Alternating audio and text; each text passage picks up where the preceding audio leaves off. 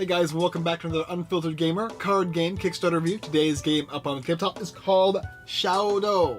Shoudo is a two-player skirmishing game, which you're going to be placing tactical map pieces and putting your units down, your armies. You're playing as a rivaling daimyo in the Shingoku Jidai era in Japan, in which your goal is to defeat your rival daimyo by capturing his castle and forcing him to submit to you, either by wiping out all of his armies or crippling his castle, thus reducing his ability to wage war.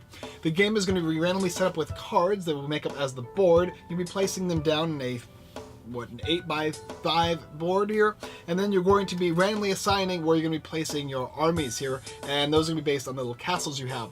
Now, certain parts of the board are going to represent different parts of your army that your opponents can flip over to destroy, and as you destroy parts of your opponent's army, you're going to make them lose certain bonus die rolling bonuses throughout the game. And as you flip those over, it's basically like burning buildings and whatnot. You're kind of crippling them, and so you go back and forth tactically trying to determine based on your actions where you're going to be placed. You can fight other units, you can capture locations, you can capture a shrine, and you can destroy locations down. Like I said before, this is one here that shows the type of what you're going to be destroying, the value, and then when you flip it over, it has a burning side, which means that it has been burned. And you can't get these back once they're burned, but you can with your shrines. You're going to go back and forth to destroy your opponent's armies or castles, and whoever does that first is the winner. Let me show you the contents of Shoudo. So here's the contents for Shoudo. As you can see, you're going to get a deck of playing cards, and then you're going to shuffle them up and then deal them out so that their non-burnt side, this is the burnt side, this is the non-burnt side, is facing upward. It's going to be an 8x5 little grid here, and it's going to be randomly dealt out, like I said. Also, you're going to have players randomly select one of these little factions here. You can choose Usegi, Uesugi, you can select Mori, or Tokugawa, or Shimazu. And then each of them also have their own unique abilities. Along with that, you're also going to be giving a player all three of these units here, and all of these little tokens here. These are going to represent the power of each of your different types. And as you can see on these things here, it's going to show you the different symbols here. So you've got the face symbol here, which represents this power here, and you got a brick symbol here for 4, and then the fan is 3. You're then going to place these on the board that are representative of these certain spaces. So if I'm going to be this character here, or this faction here, which is blue, and this player will be red. So for blue, we're going to look on the board and find where this little helmet is that is blue, which is right here. This is representing your main location. And then you've got the brick here, which is over here. And finally the fan. Where's the fan at for blue? It's going to be right here. And so on with red as well. Red's going to go ahead and find his locations. This one over here, and then the brick, and finally the fan location. Where are you at? Right here. And so that's those locations. The rest of these aren't used. It's only a 2-player game, so you're not going to be using these. They're just up for option as to which ones you want to choose or randomly dealt out. Also, before you go ahead and set these up, you can switch, and it's going to be based on the number of your card, which person gets to switch first. You can switch any of your castles with another one. So I could take this one here and switch it with this one over here, moving it from here to here. And of course, the characters will go along with it. And certain abilities will change depending on, or certain abilities could change just depending on which one you pick. So for like this one here, after everybody has swapped, so blue and then red has swapped, this one actually let you switch your main castle with with your shrine if you'd like to do that. And your shrines are located here. This is the blue shrine, the yellow, the red, and so on and so forth. So, and of course, every single different faction here has their own unique abilities, as well as the color. These here not represented by color because there's more colors than there are different options of characters. Now, each player is also, the white character is going to get these pieces here, and the black character is going to get these pieces over here, and then the game is going to begin. So for a quick clarification, first of all, when you go ahead and switch, it has to be your main building that can swap with any of your other buildings. Also, as the blue faction, you technically can move any of your buildings to the shrine location. You can swap that out. Nevertheless, though, when you place down your units to begin the game, the person who has the lower initiative is the one who gets to swap as well as take their turn first. An initiative based on the cards here. So if you go with blue, blue has the highest initiative, so they don't get to go first. They would go last. As the forward go first. Now, what you can do is you get 3 movement options, and that can move one character 3 times or all characters 1 time, as well as every single one of your armies is going to have an action. The actions are pretty simple. The first thing is, if it lands on a location that's not occupied or is not a castle, you can actually go ahead and burn it. And that's simple. You just flip it over and remove the symbol located on the card, and it goes to its burn side. So this would remove a red brick from the red player. Or instead, you could fight a character, another army, right next to you side by side. So if there is, I'm here and he's here and I move over to here, I can then fight them, and it'll be based off of a die roll plus any bonuses that that character has based on the space they're on. And finally, you can fight actually the castles that represent the armies that are still around. So if you want to kill maybe the daimyo castle, right, you can fight that alone, even though the daimyo army is away. And that can destroy the army that it corresponds to. And the objective is to destroy either the main castle or to destroy all of the army units. And some factions actually give you different options for that as well. Alright, well, let me go ahead and show you what the game looks like and how it functions in a couple turns.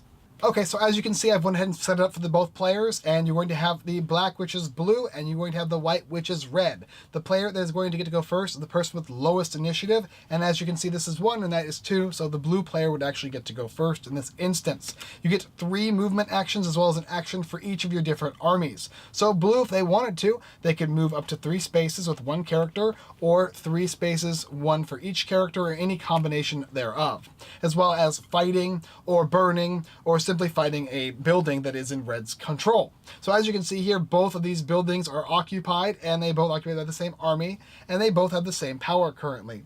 So blue could simply fight if he wanted to, and it's pretty simple how fighting works. You're going to look at the power on the card, along with the power of the army, which is 3 and 3, and then you're going to do a die roll. So this would be 5 and 5, which would equal out, and you would take these 2 die and roll them, and it's a best 2 out of 3. So right now blue is ahead by 1, and now white is ahead by 1, and white is ahead by 2, destroying blue's army, so that would remove this from play. And that would be on blue's turn, so that would be one of his actions. However, he didn't move, so he still gets his actions left. Another action for blue would be to simply move. Now he has 2 move actions left, and then he can burn. He's going to burn red's fan, which would affect this army because it is going to remove 1 of these, which is going to reduce the amount of power this guy has. So when he was fighting back here, he would get his 2 plus his 2 instead of 3. So he'd be fighting with a 4 as opposed to a 5. Now over here, he could just simply move with this guy as well, but moving this guy over here is not very good, because if your daimyo castle blows up, that's it. So he might not want to do that. Instead, he could simply leave it there. Maybe he probably want to pass this turn. So the next player would get to go.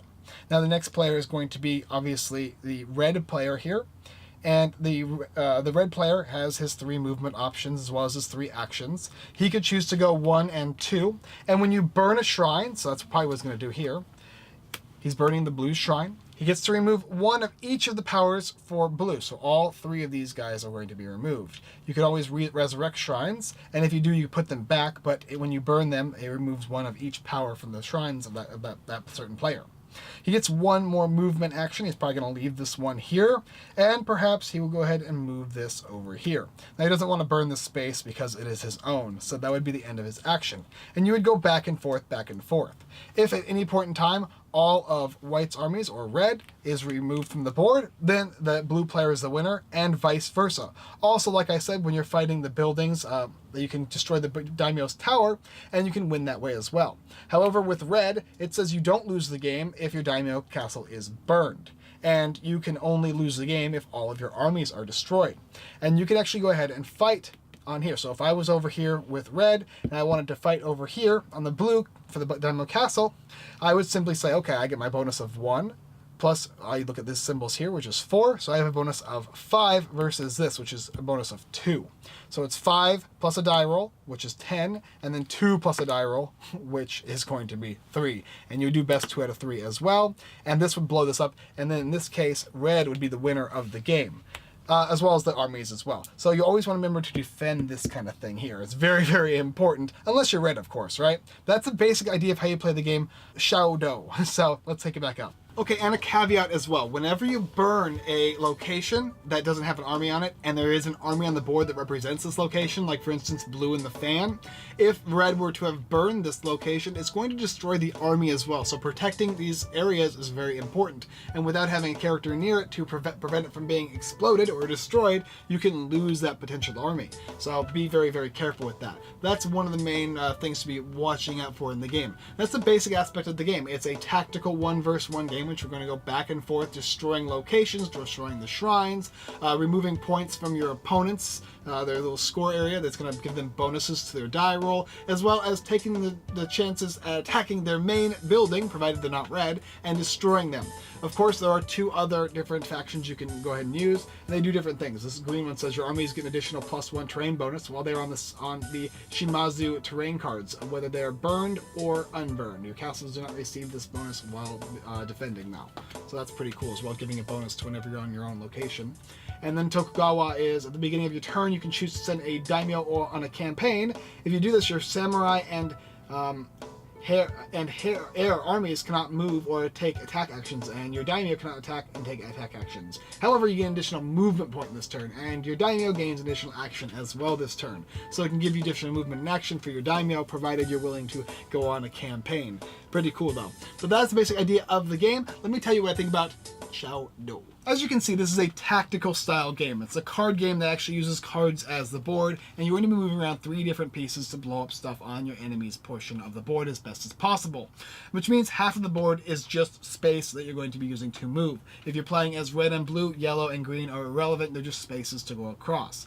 And it's also going to depend primarily on where these spaces or locations are placed on the board. So if you happen to have all your locations secured and you're all kind of like collapsing on your opponent's daimyo castle, not so good. However, it does give you that variation to move the castle around to prevent it from being in those weird situations. However, the board can still give you that potential to make it more likely for you to have an advantage in the game. And there's just nothing really you can do about it other than that basic movement. And blue does give you a little extra to move that shrine around. Your shrine is very important to keep alive, and if you don't do that, it's going to cost you severely. Locations are things you do not want to usually leave unguarded, and you're going to want to move your units out to attack other locations that are going to destroy those armies that are close to that territory to prevent them from attacking your own territory. So there is a lot of strategy and a lot of thinking in this game. The setup is actually pretty much as long as the game takes. These are very, very quick games, and they mainly take more time in deciding where you want to move on your turn than actually doing all the different actions. A lot of it comes down to the roll of a die, because you are going ahead and rolling dice to attack other players, but the mitigating factor is how many buildings have you burned and which buildings those symbols represent, determining on the army and how you want to go about fighting them. Obviously, you have one army that's stronger than all the other ones, even your opponents, they kind of clash. And so if you want to fight a daimyo versus a daimyo, it can cost you. So remember, that's kind of like your king or queen character if this would be like chess. The art is pretty cool. The stylization is cool. I like the fact that the board has that certain like grid-like atmosphere, so it's always going to be changing, always going to be different. I think a lot of people would probably be a little frustrated with how the board is set up, but I think a lot of people would also be pretty excited about how the style of the game is going to take place, going back and forth with this tactic-style action maneuvering, as well as the fact that they're quick and easy to set up and continue playing throughout the game. When we first set up playing this game, I got a really bad setup. However, the second time I got a good setup, so it kind of balances out as you're playing multiple games of this. If you like a tactic style game in which you're moving around destroying certain things, you don't mind the actual, like, the luck of the die roll, and you like the fact that you can mitigate it by reducing your opponent's die roll based on where you move, I think you'll enjoy this game. The aspects of the different factions are pretty unique. In fact, how they function. One character wants to be on its own spaces. Another character is going to be able to move an additional castle around with your shrine to protect that shrine because it's so important and so vital, and so on and so forth. One of them, my red is my favorite, because you're unable to die if you lose that daimyo castle, and usually you have to protect it with all your might because that is the main building you have in your arsenal. But as I learned how to play the game, because originally it took me a while to come to this game, because at first it was just like, oh, I'll just go to I'll go to your base and fight, and we'll roll a die and see what happens. Well, you could play like that, and if that's kind of style play the game, you're probably not going to like it. The aspect of the game that makes it very tactical is going to the other locations, like this one here, if you're fighting green, and destroying this, flipping it over, reducing their ability to giving you more increased chance of rolling the die you need to win. And in fact, you can win with a poor die roll provided you've made really strategic and tactical decisions throughout the game. If you like that kind of style game, I think you're going to like this one. It's a pretty good game. I do recommend it if you like tactical style games. Shoudo by Houseplant Games. Thanks for watching another Unfiltered Gamer Kickstarter card game review. If you like this video, go and check out the other videos here on YouTube. Like, subscribe, and comment. It all helps, as well as checking out Shoudo in the description box below. It has a cool aspect in Shoudo where you can actually go ahead and complete different tasks to gain the better quality of the components. So whatever you think about the components now, if you participate in those tasks and make those achievements, you're going to get thicker card quality and all that kind of stuff in the game. Also, do go ahead and check our affiliate sites, everythingboardgames.com and the Giveaway Geek. They got some good stuff there, especially board game reviews, as well as a ton of giveaways, even better than my own. Alright guys, that's all I got for this video, and I look forward to seeing you guys next time. Have a happy new year.